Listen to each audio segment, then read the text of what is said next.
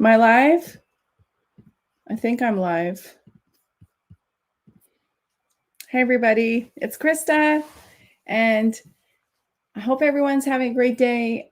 I'm coming back to talk to you again this week about social media because I got a lot of DMs, a lot of questions, and I keep having these discussions about social media. So it looks like this is a topic that we need to dive into a little bit more. But before I get started, if you're coming to my channel for the first time, I just wanted to do a quick intro and tell you who I am. So my name's Krista, and I am a marketer for 20 years and a serial entrepreneur. I've been running businesses since a very, very, very long time. And in the past 2-ish years, I've started helping specifically small business owners, whereas I used to work more with bigger B2B companies and still do, but I really wanted to help small business owners. And so that's what I've been doing just not that long, but loving it because I really wish when I started my business that I had help.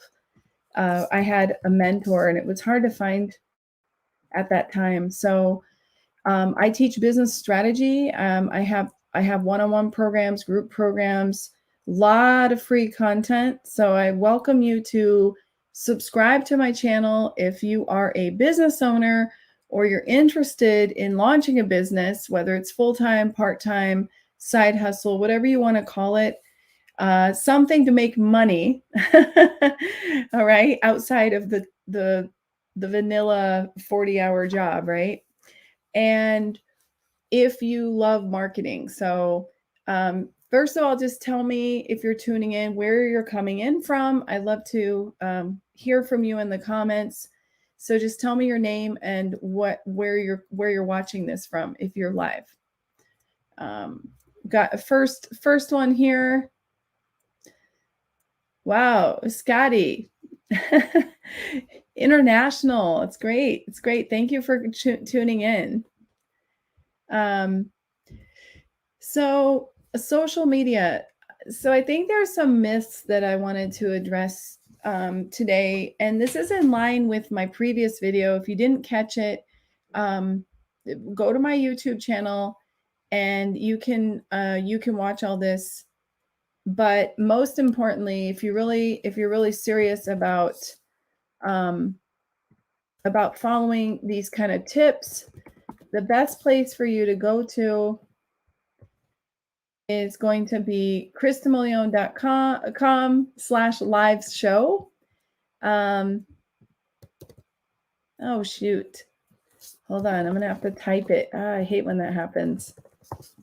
Okay. All right. So this is the best way to get notified when I go live, and then you can always watch videos that I refer to. So check it out. Go to kristamillon.com/live show. If you want to subscribe, hit the notification bell, and then you can save these videos and ask me questions. I love to get questions. So somebody's from Delaware. I can't see who you are. LinkedIn user again. That's annoying, but thank you for tuning in. Delaware. Justin from Iowa. Yay. Finally, you come to my show. So, guys, the truth about social media is that there's a lot of misconceptions, a lot of hype, and a lot of confusion. Okay, so let's start with the basics, and I'm going to tell you today five tips that you can do immediately so that you can improve on social media. You can take action right away, and you will see some results. Okay. So the basics of it is there's two types of groups on social media, right? There's content creators and there's content consumers. And of course, creators also consume content, right? Oh, hey, Jay. I don't know why LinkedIn doesn't show me your name, but thanks for telling us your name, and thanks for watching the show. So content creators, the very first thing that I want you guys to think about is, if you want to be a content creator, you have to produce content for one audience, and one audience only. All right? Because the more different types of audiences you're trying to serve, the more confusion. So you're going to scare away one because they're not interested in what the other is interested in.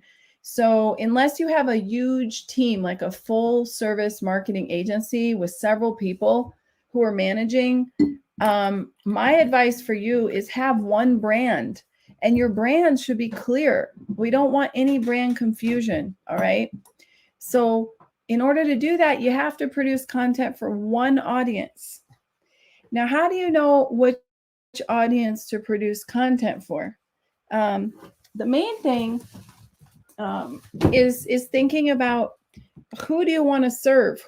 And within that, if you do subscribe to my YouTube channel, you'll find the niche of the niche video, where I go into detail about having different niches.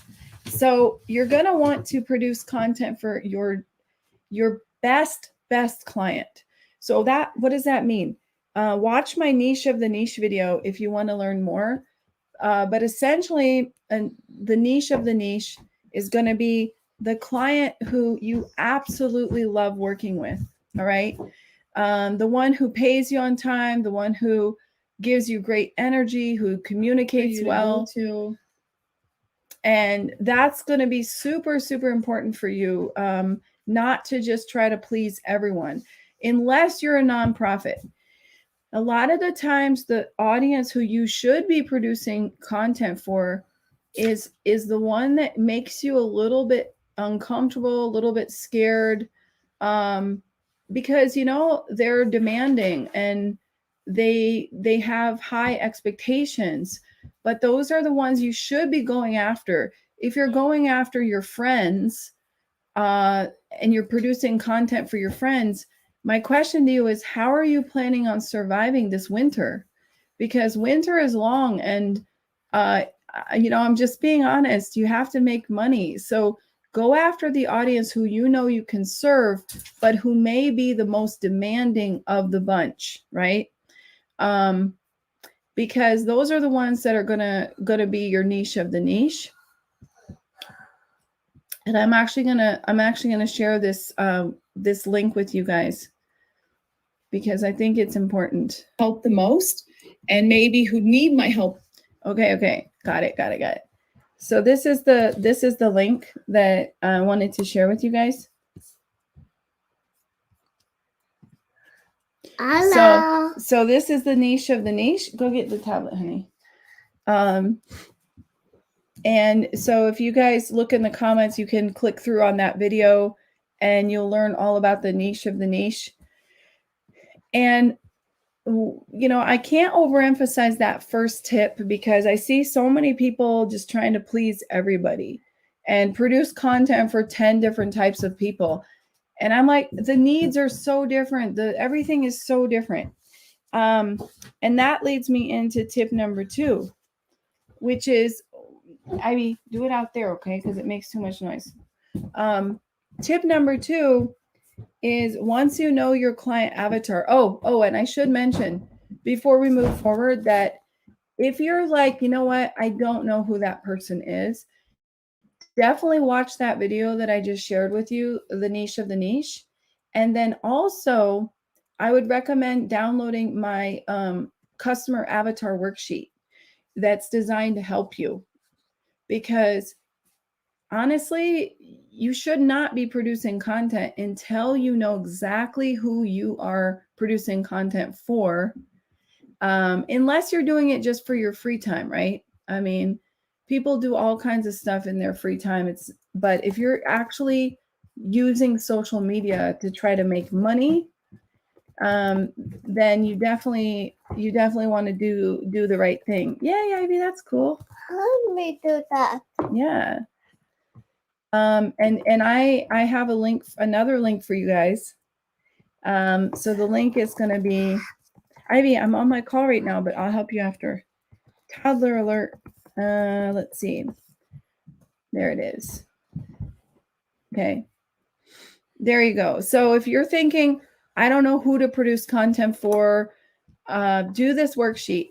Now, in the beginning, like I mentioned in my niche of the niche video, there's going to be a lot of people who you think you can serve.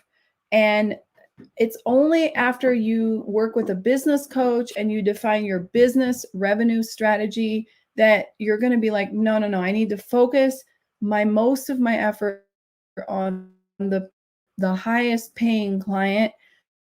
And that's where you're going to change your content strategy accordingly so that all your energy goes to talking to that one client. Okay. So that's the worksheet that you can get. It's chrismolion.com/ideal client. So the second tip I have for you is to speak their language. So you need to develop a voice for your content.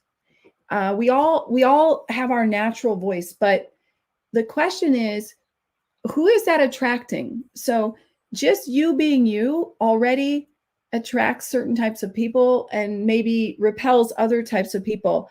It could be your nationality, your age group, your appearance. People are really superficial, especially on social media. So being quite honest, there's going to be an immediate like or dislike when someone sees your content, and accordingly, they may be like, no, I can't relate to this person. This isn't like the person I want to follow. So even if you're saying the exact same thing as somebody else, you'll notice that there's certain types of people who gravitate towards you, and they may not exactly be the ones you thought. So when I launched my business as a solopreneur, I thought that I would attract more women, and I started speaking to women all the time, and I did all my visual identity accordingly. So I had like hot pink colors. In my title of my business, it was sassy, the sassy method, mindset, and coaching. And guess what? It looked like men were the ones who were coming and hiring me, not just coming to lurk or whatever. They were actually coming to hire me.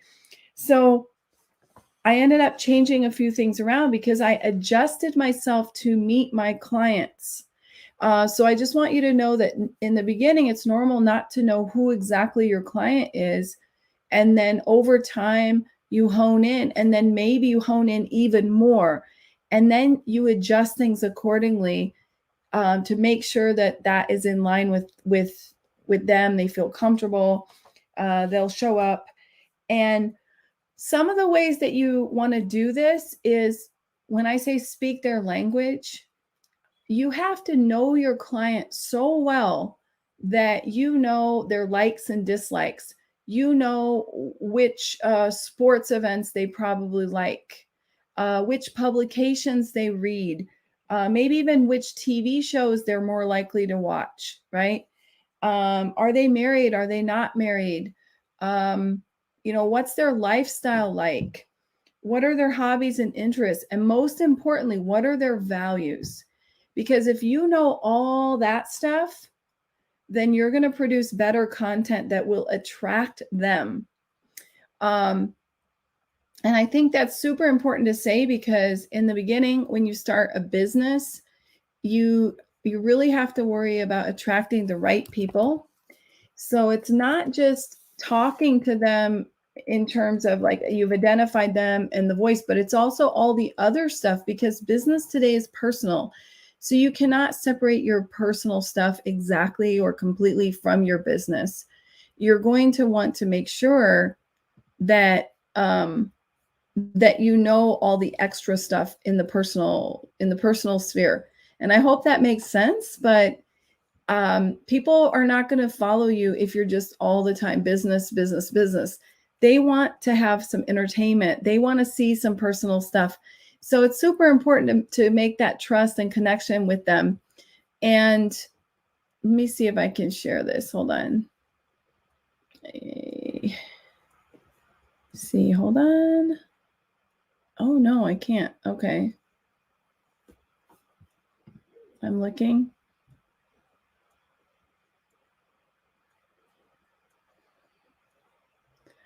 I'm trying to share something with you guys. I just want to share something for experiment here. I don't know if you guys can see that real quick. But this is the customer journey. So it's attract, nurture, and convert. And when you do those three things, then you will have the right types of customers coming to you. But you can't attract people. It's way too small. Full screen layout. Let me do it full screen. You cannot attract people. Whoa. Bear with me, guys. I'm trying to get it just right for you. You can't attract people if you don't have the content that they're interested in, right? So let's see. Yeah, so I just wanted to share that with you real quick. Jamal asks, can I share your webinar on my LinkedIn page? Yeah, so in order to do that, you would have to go to my profile on LinkedIn where you're watching this and go to my activity and click the share button for this event. And I'm pretty sure that you can do that. Let me tell you how to do that. But also you can do the replay, okay? Because it might not be so straightforward how to reshare it. But with that said, I produce content around very specific things. And so my third tip for you on social media is to really create engagement posts. All right. So one of the biggest problems I see on social media right now is people just posting stuff about themselves all the time, like me. And that's not really attracting a lot of new people, right? So you have to really think about how can you make it about the audience and not about yourself, right? So one of the ways you can do that is by creating engagement posts. And what do I mean by engagement posts? I mean, instead of just producing regular old posts, think about posts that have questions in them, right? Think about live streams like this one where people can interact and leave comments directly, right? Think about polls, as long as you don't over abuse them like many people are right now. So use polls in moderation, please, guys. It's getting really bad on LinkedIn right now.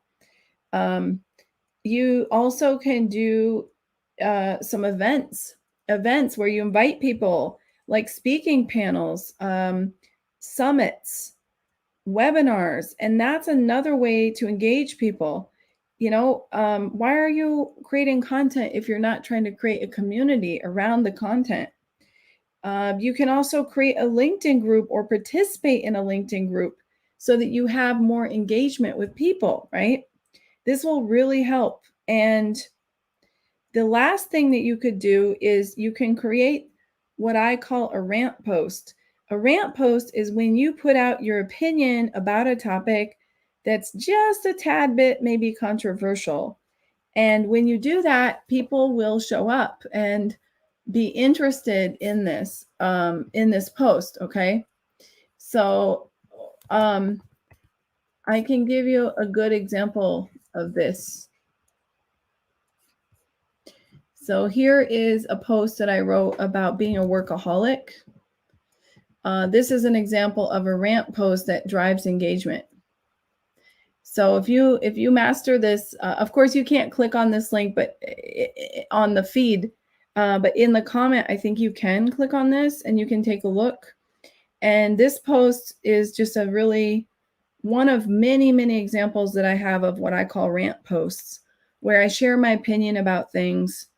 And yes, it takes courage to do that. Yes, you may not offend, but like stir up trouble with certain types of people or trigger certain types of people, because no matter what you say, somebody, when you have an opinion, other people there's going to be people who don't share that opinion, who don't agree with that opinion. So yes, you're putting yourself out there. If you do this too often, it can have a really negative effect on your brand. But if you do this once in a while and you do it in a way that you don't offend anybody, you're not attacking. It's not a personal attack. It's not a complaint. It's more like, have you guys noticed this? Then you can get a lot of engagement. And most importantly, what you're looking for are the comments. The comments are gold on these posts. So that's why I do rant posts, because I want the comments. I want to hear what people have to say about that topic, right? If they share my opinion, they don't share my opinion. And that can help me produce more content in the future, okay? So it's a big advantage. And let's see. So that was number 3, my third tip. My fourth tip is really, really obvious, but it feels like people aren't doing it enough. It's just to add value. Come on, what's the big deal? Why are people posting all these posts about themselves, right?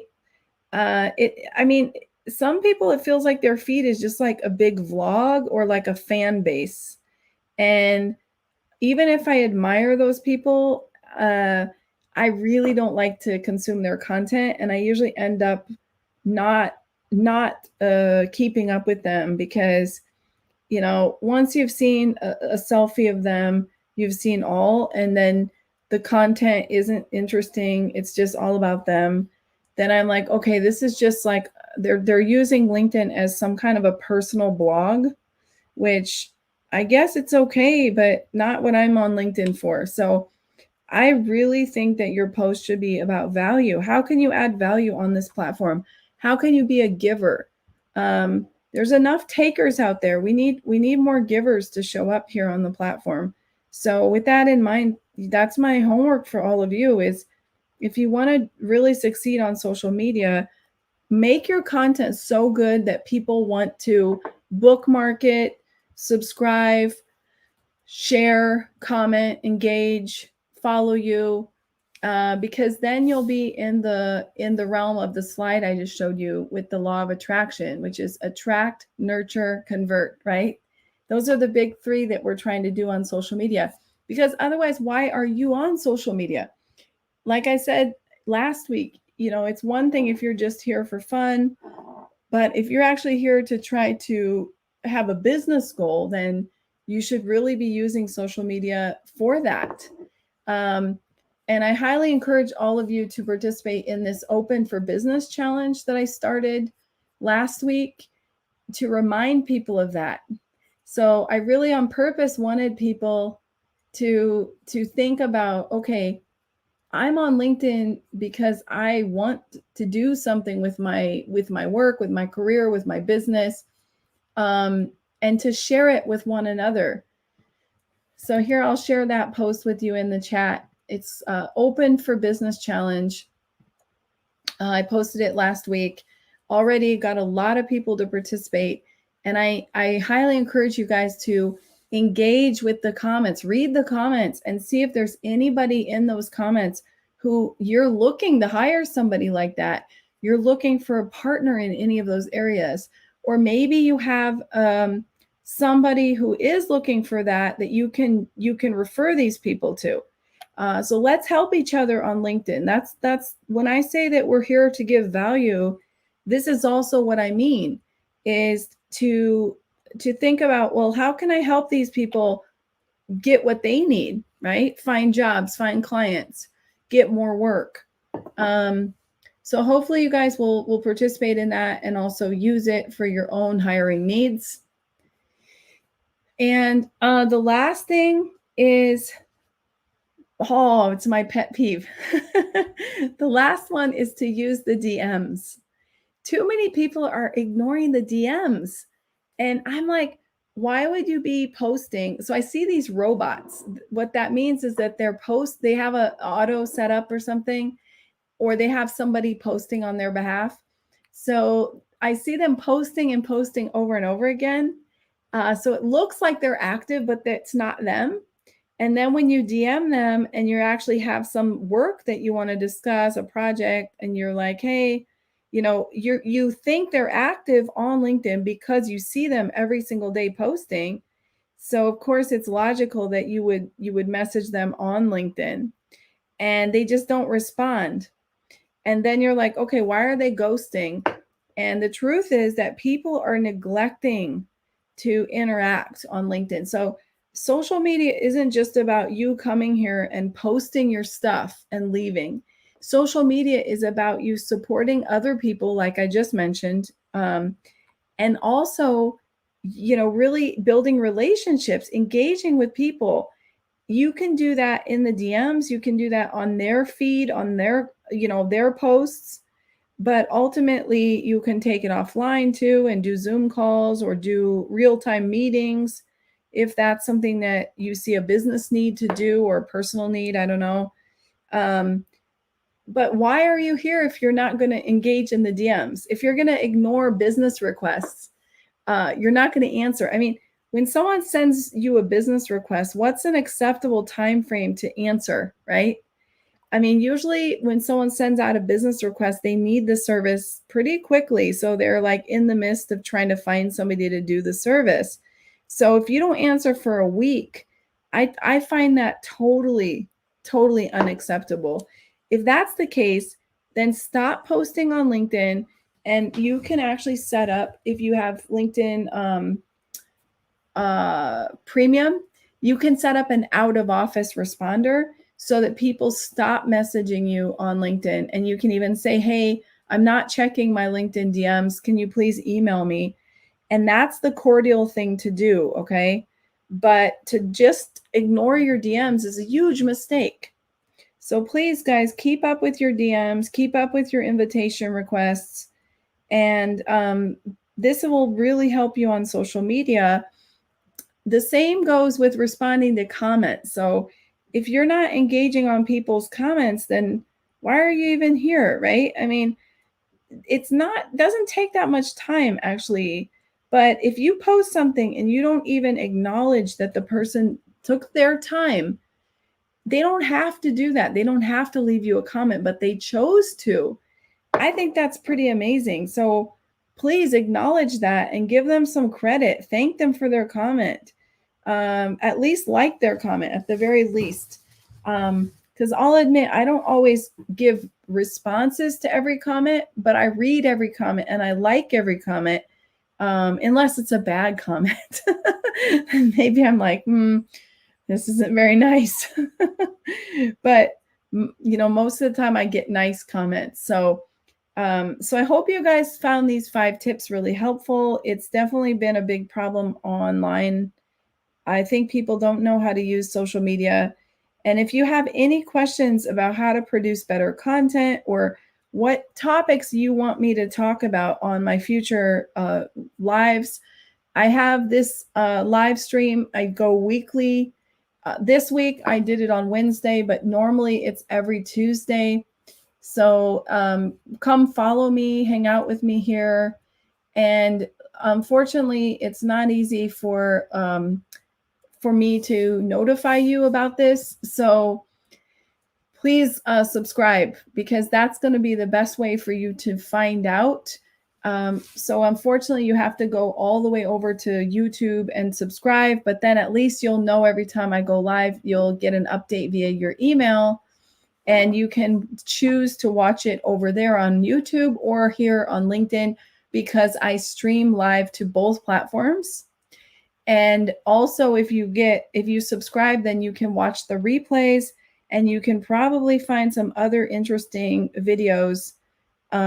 My topics are always going to be small business, marketing, social media, content strategy, finances for small business owners. And I also run a LinkedIn challenge, because LinkedIn has been really a great platform for me. So you can watch all the videos there.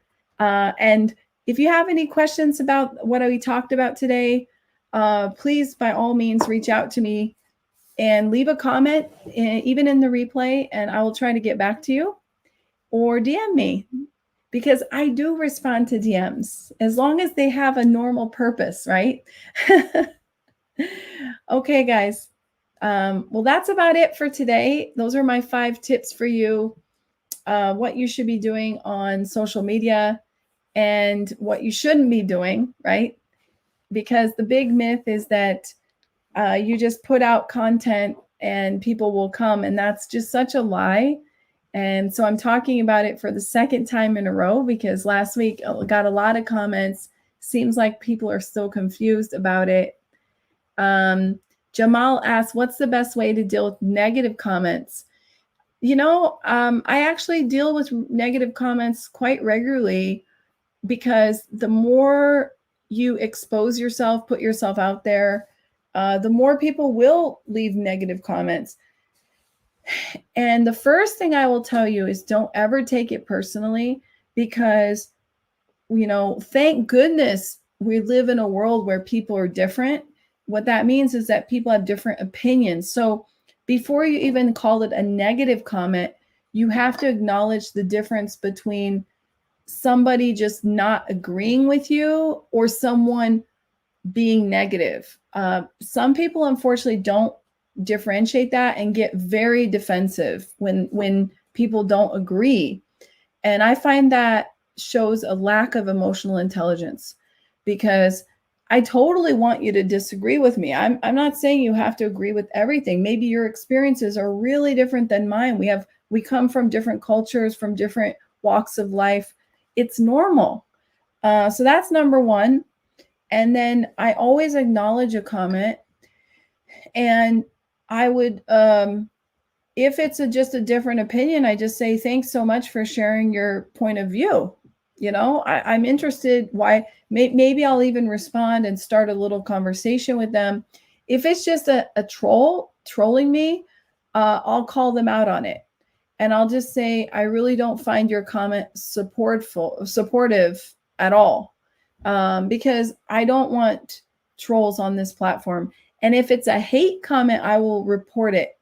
So once in a while, I do get hate comments, and that's how I deal with them, by reporting. So you see, there's pretty much 3 different answers to your question, depending on what type of negative comment we're talking about.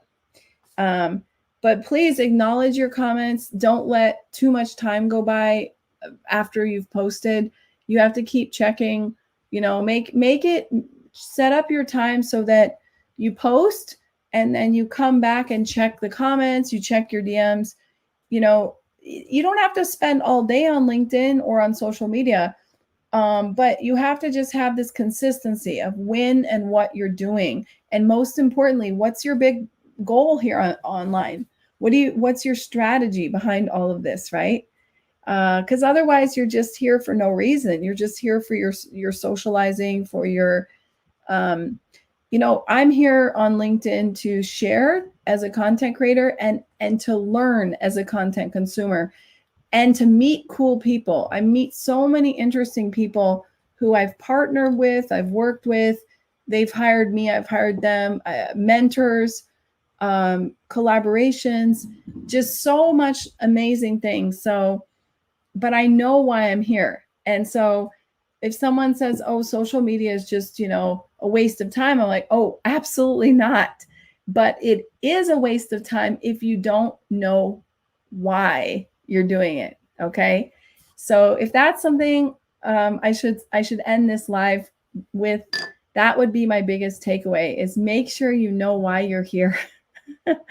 Okay, guys, have a great rest of your week, and I will see you next Tuesday. I go live every Tuesday at 9 a.m. New York time.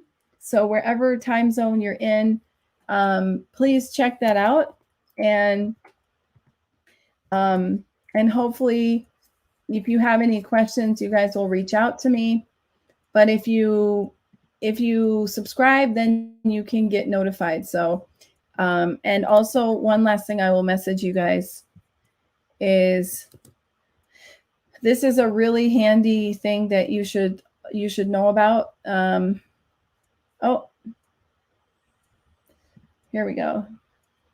So we're all over the world. And so I use this all the time. It's called timeanddate.com/worldclock/converter.